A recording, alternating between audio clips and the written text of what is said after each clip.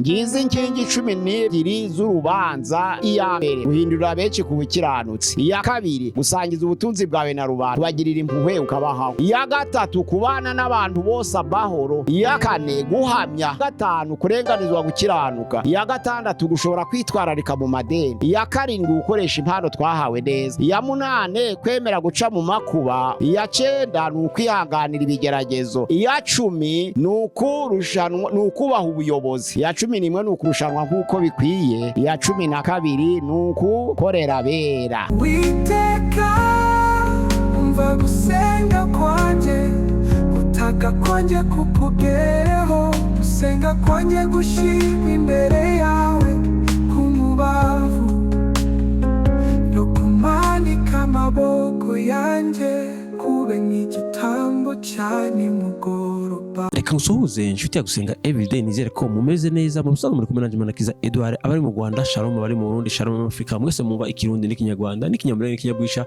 Turakunda ni gusenga everyday, nusenga uzanesha, ko no gusenga uzaneshwa. Senga ari ku mugabane w'Uburayi shalom, turakunda. Ari ku mugabane wa Amerika bihukanira byacu, Imana ibahe umugisha. Ari ku mugabane wa Oceania, Imana ibahe umugisha. Kuko mubona kuri kamera za gusenga everyday kumwe na Revera Pastor Raho. Amakuru meza mumeze murashima Imana? Turi bazima, turakomeye.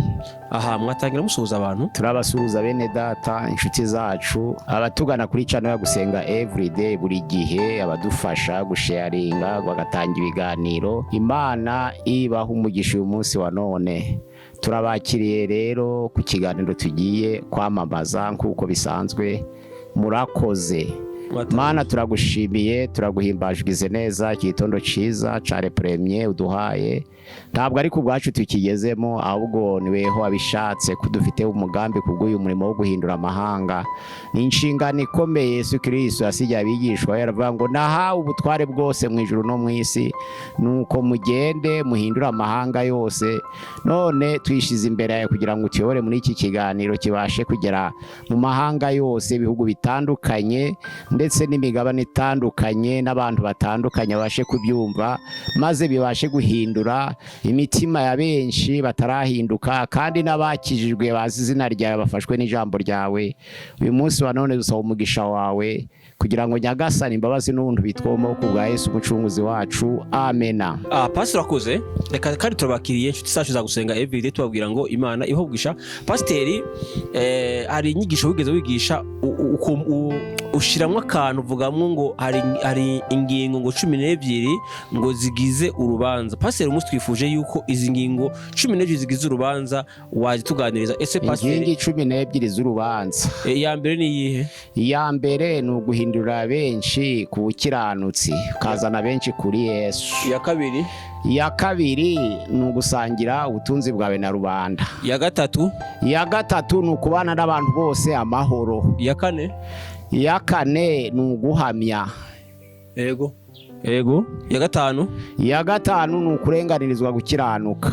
Aha. Iya gatandatu? Iya gatandatu ni ukwitwararika mu myenda no mu madeni. Iya karindwi? Iya karindwi ni ugukoresha impano neza. Iya munani? Iya munani ni uguca mu makuba. Iya cenda? Iya cenda ni ukwihanganira ibigeragezo. Iya cumi? Iya cumi ni ukubaha ubuyobozi. Iya 11? Iya 11 ni ukurushanwa nk'uko bikwiye umaze kurwara intambara nziza. Iya 12? Iya 12 ni ugukorera abera. None pasi tuguhaye kaze izi ngingo 12 uzituganirizeho. Muri Daniel igice cya 12 umurongo wa 3 haravuga ngo ariko abahinduriye benshi ku bukiranutsi bazaka kinyenyeri iteka ryose. Uturutse ku murongo wa mbere haravuga ngo maze ico gihe Mikaeli niwe wa marayika ukomeye azahaguruka. Azaba ari igihe cy'umubabaro utarigeze kubaho, uhereye amahanga yabereye ukageze ico gihe. Maze ico gihe abantu bawe bazaba banditswe mu gitabo bazarokoka. Benshi bazaba barasinziriye mu kuzimu bazakanguka, bamwe bakangukira ubugingo buhoraho, abandi bakangukire gucibwaho iteka no gusuzugurwa. Noneho abanyabwenge nabo bazarabagirana nk'umuco w'isanzure ry'ijuru. Abahinduriye benshi gukiranuka bazaka nk'inyenyeri iteka ryose. inkingi ya mbere y'urubanza ni uko umuntu wese ukijijwe wabyawe ubwa kabiri yishimira ko n'abandi bakizwa. Umuntu wese uri muri Yesu akumva ibyiza bya Yesu yishimira kubisangiza abandi, akishimira ko n'abandi bahinduka abana b'Imana. Ubwo kwamamaza ubutumwa bwiza rero ni inshingano ikomeye, ikaba iri no mu nkingi z'urubanza tuzabazwa tugeze mu ijuru. Ese ko wari ukijijwe wahinduriye nde ku bukiranutsi? Ese ko wari warabyawe ubwa kabiri uwo wagejeje kuri Yesu ninde? Kuko iyo nshingano ikomeye Yesu Kristo yadusigiye uvuga ngo mugende muhindura amahanga yose. Ntabwo ari inshingano y'intumwa gusa, ahubwo ni inshingano y'itorero. Abantu bose bari mu itorero babatijwe bakabyagwa ubwa kabiri bakwiriye kwamamaza ishimwe ry'Imana yabahamagaye bagahindura benshi ku bukiranutsi. Ijambo ry'Imana riravuga ngo abo ngabo rero bazaka nk'inyenyeri iteka ryose. Ni izihe ngingo bazakoresha bahindura? Ushobora guhinduza ijambo ry'Imana abantu bagahinduka, ushobora kugira imyifatire myiza igahindura benshi, ushobora gutanga impano ugafasha abavugabutumwa aho utashobora kugera bakahagera.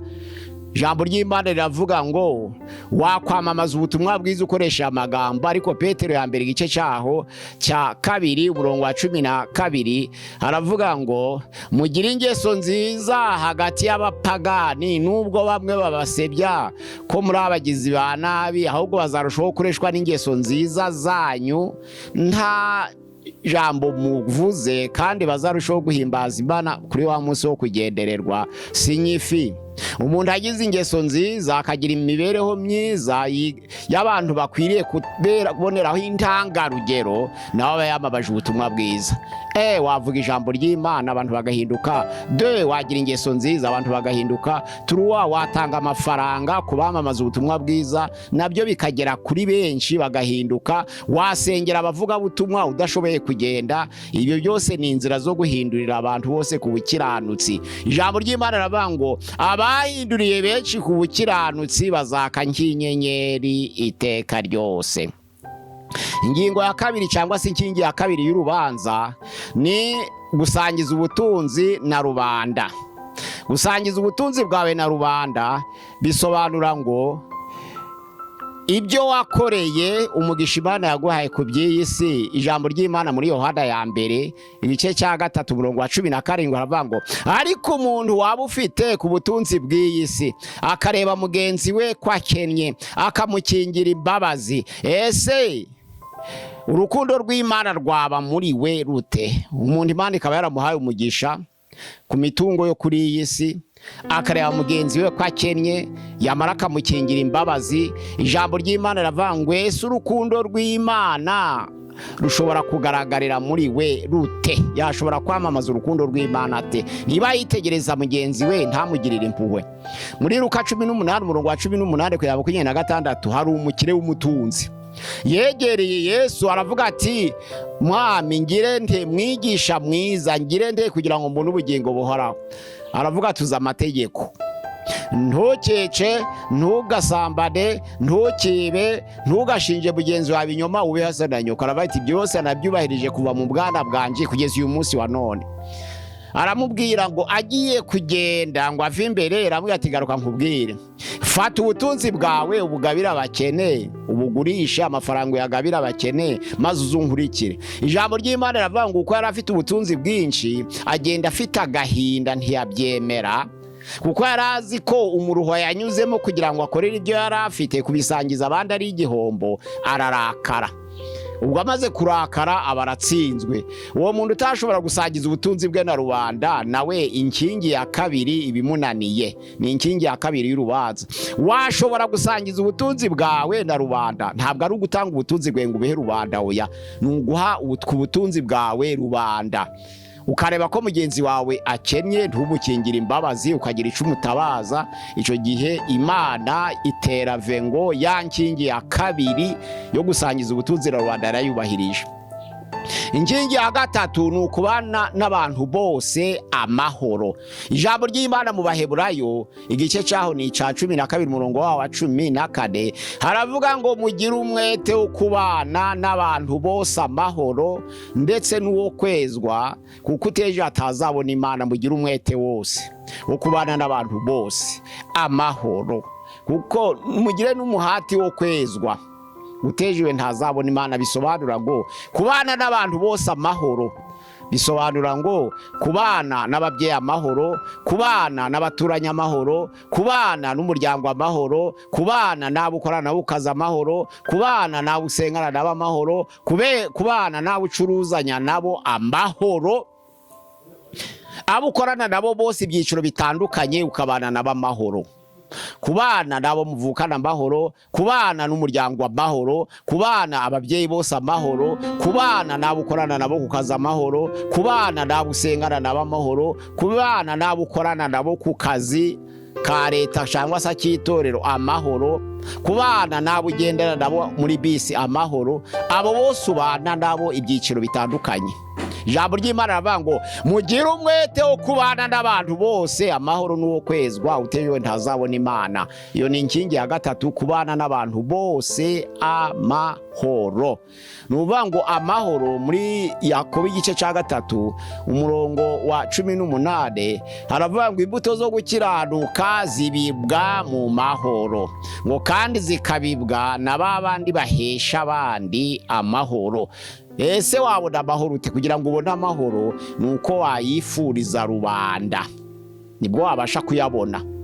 Imbuto zo gukiranuka zose zibibwa mu mahoro, kandi zikabirwa na babandi bahesha abandi amahoro.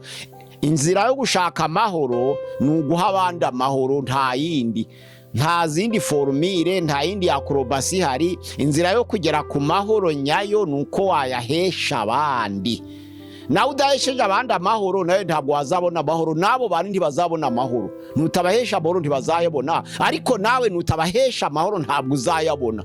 Ahubwo inzira yo kubona amahoro ni ukubanza wayahesha abandi, iyo bayabonye nawe ubuyabonye. Narizo mpamvu muri Matayo igice cyaho cya 5 umurongo waho uturutse ku murongo wa 7 bavuga ngo hahirwa ababiba amahoro autour de, ahantu muturiye mukabiba amahoro iruhande rwaho mutuye, abo bantu barahirwa. Ni inkingi ya gatatu y'urubanza, ni ukubana n'abantu bose amahoro.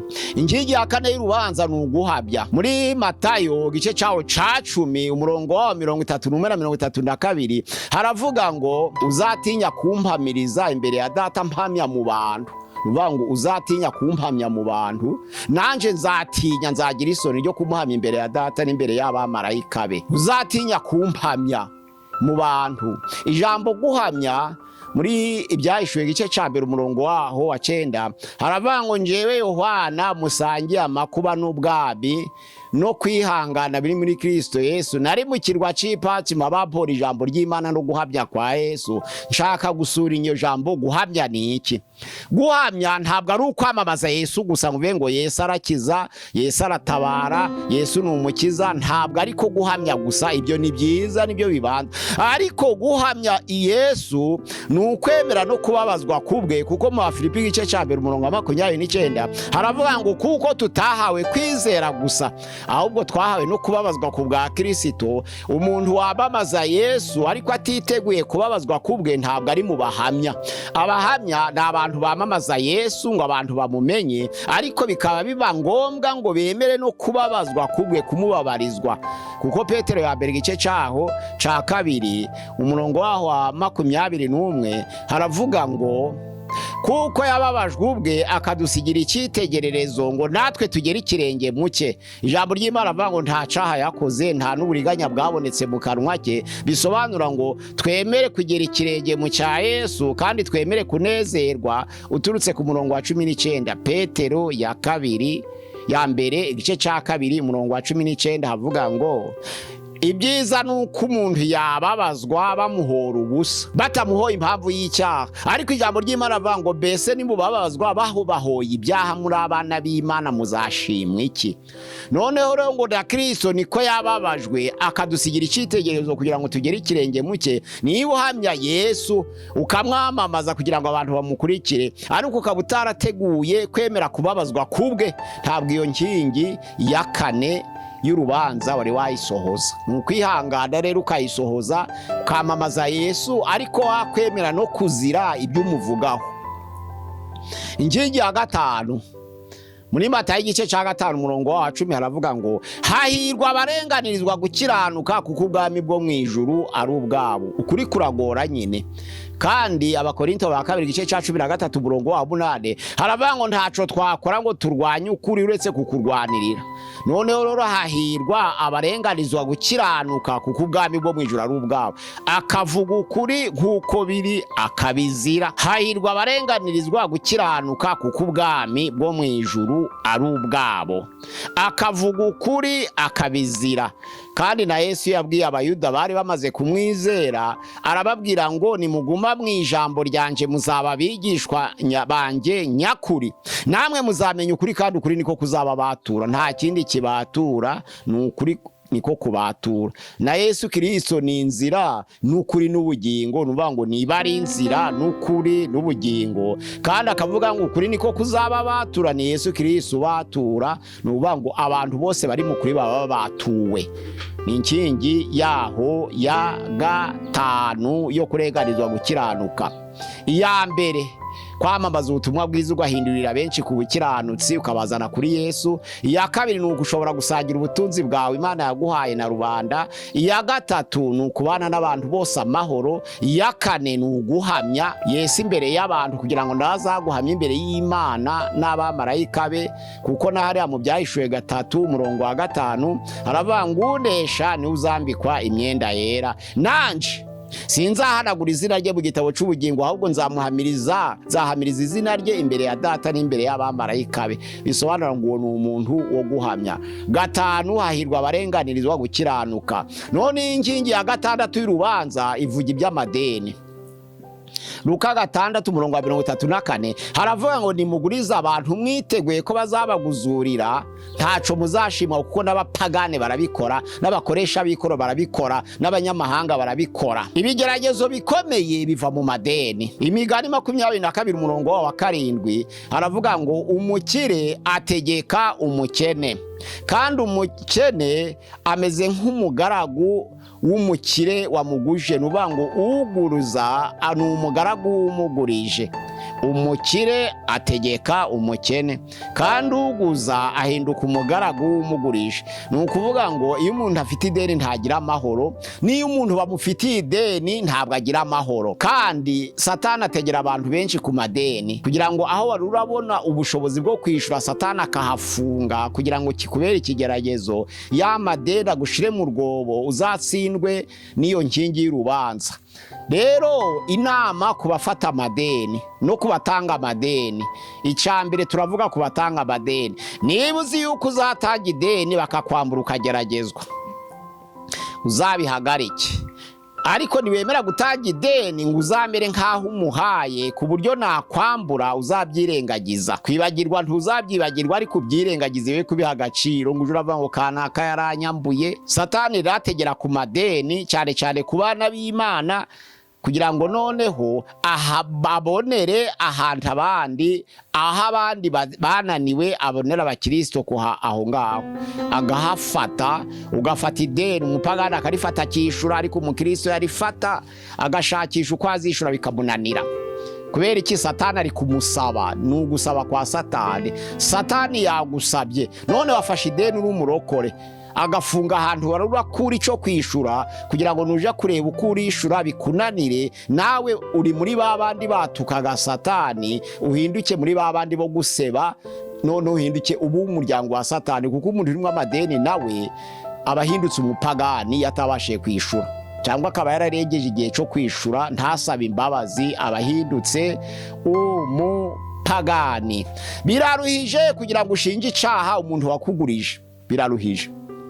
ufite ikibazo gikomeye gisaba miliyoni 10, umuntu arakavuga ati ndagutabaye genda wishure, biraruhije kugira ngo umubwire ngo uri mubi utari wamwishura, biraruhije kugira ngo umucahe mucaha, nubwo yaba yaragurije itorero, nubwo yarabagurije umuryango, nyuma yaha mukaba mutari mwamwishura ariko mukamusanga mu byaha, biraruhije kugira ngo mumushinje icyaha kandi mukireba, kuko iyo mumushingiye icyaha mukireba namwe mutaramwishura namwe abita abanyabyaha, kugira rero ngo atabita abanyabyaha namwe mugaceceka.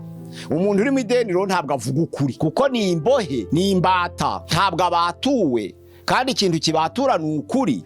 Urumva rero umuntu uri mu madeni aba ari imbata, aba ari imbata. Izo mpamvu ijambo ry'Imana rivuga muri Luka 6:34 ngo nuguriza mugenzi wawe uzamere nkaho umuhaye, uzamere nkaho ashobora kukwambura ukabyirengagiza, kuko numuguriza uzi ngo azakuguzurira, ngo uzabaye nk'abakoresha b'ikoro n'abandi basanzwe b'abanyamahanga, ntacu uzabutandukaniyeho n'ab'isi.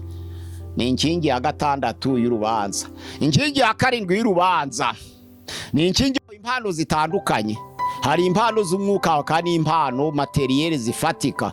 Izo mpano zose dukwiriye kuzikoresha neza, kuko mu Bakorinto wa mbere 12 umurongo wa 8 kweza kwa 11 hari urutonde rw'impano. Hari impano y'ubwenge, hari impano yo kumenya, hari impano yo kurondora, hari impano yo kwizera, hari impano yo gukora ibitangaza, hari impano yo gusengera abarwayi, hari impano yo guhanura, hari impano yo kuvuga indimi, hari impano yo kusobanura indimi. Abaroma 12 umurongo wa 6 kugeza ku murongo wa 8 hari impano yo guhugura, hari impano yo kwigisha, hari impano y'imbabazi, hari impano y'ubuyobozi, hari impano yo kugira ubuntu. Izo zose ni impano zitandukanye twahawe, ariko hakaba ni impano Imana yaduhaye mu by'isi byacu, materiyeri bifatika. Imana ikaguha impano y'umwuka, undi ikamuha impano yo kwisi, cyangwa akabigira byombi. Ijambo ry'Imana rivuga ngo zabize umwuka tuzikoreshe neza. Niba twarahawe guhanura duhanure nk'uko bitegetswe, niba twarahawe kwizera dukoresha impano yacu nk'uko kwizera kwacu kungana, niba twarahawe guhugura duhugure nk'uko kwizera kwacu kungana, niba twarahawe ubutware bwo kuyobora tutware nk'uko kwizera kwacu kungana. Buri wese ye gusayisha ngo akabye, ahubwo akoresha impano ye nk'uko bitegetswe. Kandi noneho impano z'umubiri nazo turasoma mu Matayo 25 umurongo wa 14. Hari umukire wagiye kuja mu rugendo, ari umutunzi, ahamagara abagaragu abaha amataranta atandukanye. Uwa mbere ijambo ry'Imana avuga ngo yamuha itarante 5, uwa kabiri amuha itarante 2, uwa gatatu amuha itarante 1. Uwa mbere wari ufite 5 aragenda arazigenza, anyura hirya no hino aracuruza, agiye kugukayunguka izindi 5 azicira aho ngaho. Uwa kabiri nawe bahaye 2 aragenda arazigenza, arazitunganya, nazo zibyara izindi 2. Uwa gatatu wahawe 1 aravuga ati aragenda arayitaba arayihisha, ariko shebuja agarutse agiye kubasaba raporo. Uwa mbere ati data bujampaye itarante 5 ndazigenza nkuramwo izindi 5. Aravuga ati urakoze mugaragu mwiza, injira mu munezero wa so. Wahawe bike uzahabwa byinshi. Ahamagara uwahawe 2 amuha 4, ati data buja nari mfite 2 ndazigenza mbonamo izindi 2, none ngizi ndazizanye. Arakuza turakoze mugaragu mwiza, wagize neza, wakoresheje ubutunzi neza, injira mu munezero wa so. Wa undi wa 3 aravuga ati nari nzi kuri umunyamwaga. Icyambere uhunika ibyo utabibye, icya kabiri uhunika ibyo utagosoye ugasarura ibyo utabibye, mbona kuri umunyamwaga ndayitaba ngibi bya uko bingana. Yesu aravuga ngo wa mugaragu mubi we, ko wari uzi ko hunika ibyo ntasaruye ngakosora ibyo ntahunitse, uwo wagombye kuyigenza kugira ngo ni ingaruka uzayimpane n'inyungu, cyangwa ukayiha ushoboye kuyigenza akazayimpana n'inyungu. Aravuga ngo ja mu muriro wa Satani, aho bazaririra no guhekenya amenyo. Abakoresheje impano nabi bose bazaja mu muriro wa Satani. abakoresheje impano nabi. Ni ukuvuga ngo niba ufite impano y'umwuka yikoreshe nk'uko bitegetswe, niba ufite impano y'umubiri ya materiel ifatika nayo ni nziza, yikoreshe nk'uko bitegetswe, ugirire impuhwe abakene, kuko na Yesu Kristo nagaruka amahanga yose azateranira imbere ye abaze raporo y'ibyo abantu bagiye barakora. Imirimo yacu rero dukorera hano ku isi nizadukurikira aho tuzaja hose, kandi tuzayihererwa ingororano tugeze mu bwami bw'Imana. Inkingi ya 8 ni uguca mu makuba. Ibyakoze n'intumwa 14 umurongo wa 22 haravuga ngo bakomereza guhumuriza imitima y'abigishwa bababwira ko bakwiye guca mu makuba niba bashaka ko kwinjira mu bwami bw'Imana. Bakwiriye kwihangana, cyari igihe cy'ibigeragezo. Noneho bakababwira ko bakwiriye kwemera guca mu makuba niba koko bashaka kwinjira mu bwami bw'Imana. Niba bashaka kwinjira mu bwami bw'Imana bakwiriye kwemera guca mu makuba.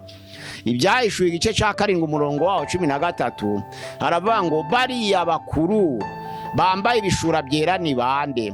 Aransubiza ati data bujani ubiza. Arambwira ati barana bavuye muri urya mubabaro babandi bamesha ibishura byabo bakabyegesha amaraso y'umwana w'intaba. Nizo mpamvu bahari imbere y'Imana bakayikorera imbere y'ihema ryayo ku manywa na nijoro, Imana ikababamba ihema ryayo. Ijambo ry'Imana rivuga ngo bariya ntibazicwa n'inyota ukundi, ntibazicwa n'inzara ukundi, ntibazicwa n'icokera ukundi, kuko umwana w'intama uri hagati ya ntebe azabaragira akabuhira amasoko y'amazi y'ubugingo, kandi Imana izahanagura amarira yose ku maso yabo. Bisobanura ngo babandi baciye mu mubabaro bakihangana bagahwana na Yohana avuze ngo ni njyewe Yohana musangiye amakuba n'ubwami no kwihangana, nari mu kirwa c'Ipatimo bampora ijambo ry'Imana no guhabya kwa Yesu. Abo bantu baciye mu makuba, guca mu makuba, guca mu makuba, bamara bagatabaruka bakanesha. Abo nabo ni inkingi yaho ya 8. Inkingi ya 9 ijambo ry'Imana muri Yakobo igice cya 2 umurongo wa 12 haravuga ngo hahirwa bihanganira ibigeragezo. Hahirwa uyihanganira ibigeragezo uwo ari we wese, kuko namara kwemerwa azahabwa ikamba ry'ubugingo. Ni Yakobo igice cya 2 umurongo wa 12. Hahirwa uyihanganira ibigeragezo, kuko namara kwemerwa azahabwa ikamba ry'ubugingo. Mu Bagalatiya 5 umurongo wa 22 kwihangana ni imbuto y'umwuka ya 4, ariko urukundo, ibyishimo, amahoro, kwihangana ni inkingi, ni imbuto y'umwuka. Noneho rero kwihanganira ibigeragezo ni inkingi y'urubanza ya 9. Inkingi y'urubanza ya 9 kwihanganira ibigeragezo. Hahirwa uyihanganira ibigeragezo, hahirwa. Kandi Abakorinto ba mbere igice cya 10 umurongo wa 13 haravuga ngo nta kigeragezo kibasha kubageraho kitari urusange mu bantu. Hamwe no kugeragezwa, Imana niyo kwizerwa, ntabwo izakunda ko mugeragezwa irito bwo mwakwihanganira kuko ari yo kwizerwa, ahubwo hamwe no kugeragezwa izabacira kanzu. Inkingi ya 10 nivuga ngo mwubahe ababayobora. Ubuyobozi bwose buva ku Mana. Mwubaha ababayobora kandi mubagandukire muri byose, kuko bababera amaso barinda imitima yanyu nk'abazayibazwa. Iyo ni inkingi y'urubanza ya 10. Mwumvira ababayobora, bagandukire muri byose, kuko ari bo babera amaso barinda imitima yanyu nk'abazayibazwa. Kubazwa umutima w'umuntu. Ubutegetsi bwose buva ku Mana. Urebye Abaroma igice cya 13 umurongo wa 1 kweza kwa 5. Ubutegetsi bwose buva ku Mana. Iyo umuntu agandiye ubutegetsi bwe abagandiye Imana. Nizo mpamvu haba mu itorero, haba hanze y'itorero, umuntu wese ugutegeka ugomba guca bugufi ukamugandukira. Yaba umukuru w'akagari, yaba isibo, yaba mudugudu ukamugandukira, yaba umuvugabutumwa, yaba pasiteri, uri umukristo ukamugandukira. Mugandukira ababayobora bose ko nta butware butava ku Mana, kandi mubagandukire muri byose, kuko babera amaso barinda imitima yanyu nk'abazayibazwa. Mugandukira ababayobora ni inkingi ya 10. Rero abantu batubaha ababayobora bazatsindwa mu rubanza. uko yaba ari kose. Kuvuga ngo unyobora ni mubi ntabwo bikureba, wewe umvira umuntu ukuyobora mu bidatuka Imana. Ariko kuvuga ngo ni mubi ntabwo kumusuzugura ari igisubizo, ahubwo mwumvira ababayobora bose, ariko mwe kubumvira mu byo gutuka Imana. Oya, mubumvire muri byose, ariko murinde imbago zitarimo gutuka Imana, kuko aribo babera amaso barinda imitima yanyu nk'abazabibazwa. Abaheburayo 13:17. Noneho rero ibyo mukora byose mububahe, mubagandukire, kugira ngo amategeko y'ubuyobozi babashiraho babikore babikunze. Ku ijambo ry'Imana avuga ngo nibabikora bagononwa ntaco bibariramwe. Mwe muyoborwa, ababayobora nimubagandira mugatuma bagononwa ntaco bimariramwe. Iyo umuntu akuyobora ntumwubahe ugatuma agononwa, ntaco bikubarira, ntaco bimariramwe. Ijambo ry'Imana riravuga ngo tubagandukire muri byose, twubaha abatuyobora, tubagandukire muri byose, kuko ari bo amaso barinda imitima yacu twewe tuyoborwa nk'abazayibazwa. Ni inkingi ya 10. Inkingi ya 11 ni ukurwana intambara nziza no kurushanwa nk'uko bikwiye. Timoteyo ya 2 igice cyaho ni cya 4 umurongo waho wa 6 kugeza kwa 8. Aravuga ngo ubu nje maze kubera nk'ibisukwa ku gicaniro, igihe cyo kugenda kwanje kirasohoye. Narwanye intambara nziza, narangije urugendo, narinzi ibyo kwizerwa. Igisigaye mbikiwe ikamba ryo gukiranuka ry'umucamanza utabera azampa kuri urya munsi. Nyamara singeje nyine, ahubwo nabakunze kuzaboneka kwe bose. Ni Timoteyo ya 2 igice cya 4 umurongo wa 6 kugeza ku wa 8. Ariko Timoteyo ya 2 igice cya 2 umurongo wa 3 kugeza ku murongo wa 5 haravuga ngo uje ufatanya nanje, yabwiraga Timoteyo kwihanganira imibabaro nk'uko bikwiriye umusirikare mwiza wa Kristo Yesu. Nta waba ari umusirikare kandi ngo yishire mu by'ubugingo azaba akinejeje wamwandikiye ubusirikare. Kandi umuntu wese yashaka kurushanwa mu mikino ntabwo ahabwa ikamba atarushanijwe nk'uko bitegetswe. Umuntu wese ushaka kurushanwa mu mikino ntahabwa ikamba atarushanijwe nk'uko bitegetswe. Abantu rero bahamagariye gukora umurimo w'Imana bakwiriye kurwana intambara nziza, bakarinda ibyo kwizera, bakarangiza urugendo rwabo. Kandi noneho rero bagafatanya niyabahamagaye kwihanganira imibabaro nk'uko bikwiriye abari muri Kristo Yesu. Ijambo ry'Imana rivuga ngo nta waba ari umusirikare kandi ngo yishire mu by'ubu bugingo azaba akinejeje uwamwandikiye ubusirikare. Kandi umuntu wese watoranijwe avuga ngo agiye kurushanwa mu mikino agomba kuzahabwa ikamba ari uko yarushanijwe nk'uko bitegetswe. Inkingi ya 12 ni ugukorera abera. Abaheburayo ni igice cya 6 umurongo waho wa 4 kugeza ku wa 6. Ariko no ku murongo wa 10 niho havuga neza, havuga ngo Imana ntabwo ikiranirwa ngo yibagirwe imirimo yose mukora hano mu isi n'urukundo mukunda izina ryayo, kuko mwakoreraga abera na n'ubu mukaba mukibakorera. Imana yo mu ijuru ntabwo ikiranirwa ngo yibagirwe imirimo twakoreye hano ku isi, kandi dukorera abera, kandi tukerekana urukundo ko dukunze izina ryayo, kuko twakoreraga abera na n'ubu tukaba tukibakorera. We gucogora no gukora neza. Abakorinto wa 1 igice cya 15 umurongo waho wa 56 kugera 58 avuga ngo mwe gucogora gukora neza, kuko nimutagwa isari muzahabwa ingororano. Mwe gucogora gukora neza. Ndetse n'Abaroma igice cya 2 umurongo wa 7 haravuga ngo abashaka ubwiza n'icubahiro no kudapfa babishakisha gukora neza badacogora, Imana nayo ikazabitura ubugingo buhoraho. Imana ntabwo ikiranirwa rero, ntabwo izibagirwa imirimo dukorera hano ku isi n'urukundo dukunda izina ryayo. Igihe twakoreraga abera na n'uyu munsi tukibakorera. Birababaza cyane iyo umukristo atagira impuhwe za mugenzi we. Ubundi dukwiriye gutabara abantu bose, ariko ijambo ry'Imana riravuga ngo ariko cyane cyane ni mu Bagalatiya igice cyaho ni icya 6:10 ngo mugirire neza abantu bose ariko cyane cyane abo mu nzu y'Imana kuko mubana ubabona vuba. Ntabwo Bibiliya ivuga ngo tugirire nabi abatarabo mu nzu y'Imana. Bibiliya ivuga ngo tugirire neza abantu bose cyane cyane abo mu nzu y'Imana kuko mwirirwana, kuko uzi ibibazo byabo. Kandi ikintu gituma abantu baje guterana ni ukuramya, ni ugukeburana no gufashanya. Ni ukuja kuramya turi hamwe, ni ugukeburana kugira ngo dukosorane mu ngeso zacu, noneho no kufashanya kugira ngo tumenye ababuraye ni bande.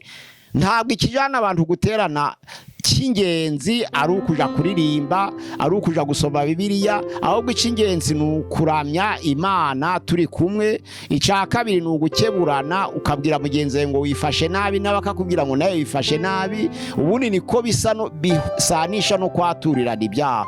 Ukambwira intege nke zanjye naje akakubwira izawe.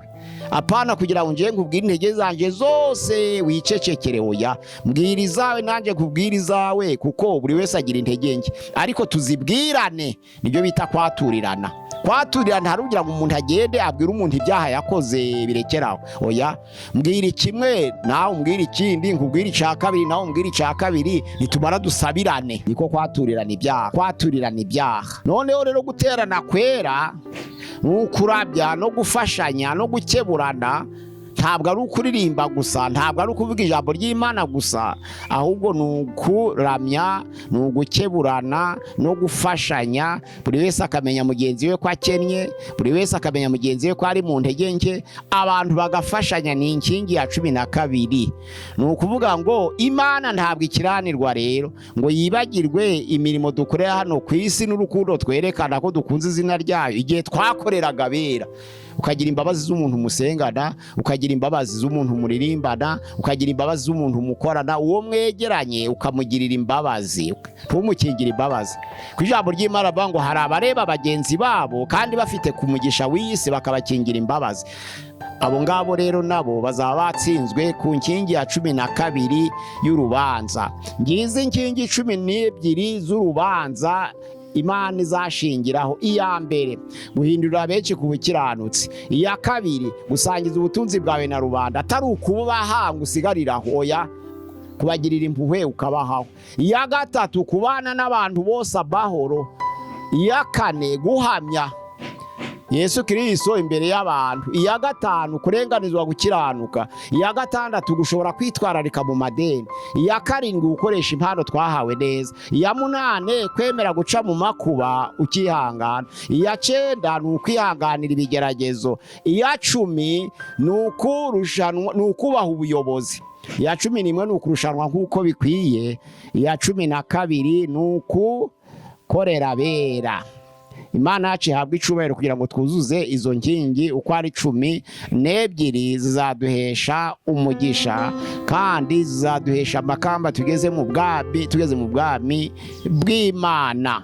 Imana iduhana umugisha, Imana ibakomeze kugira ngo bese agire umwete wo kuzuza izo nkingi 12 z'urubanza. Murakoze. Naho ubutaha. Pastor, reka tugushimire tukubwire ngo Imana iguhe umugisha. Dushimire nawe warubanye natwe muri kiganiro, tukubwire ngo Imana iguhe umugisha. Ko rwameze kuri gusenga tugusaba kana subscribe sabone kugira ngo uzasubone ibiganiro byacu bitakugoye. Kikaba naho ubutaha. Shalom shalom. Shalom. Witeka umva gusenga kwanje, utaka kwanje kukugereho, gusenga kwanje gushimwa imbere yawe kumubavu, no kumanika amaboko yanje kube nk'igitambo cya nimugoroba.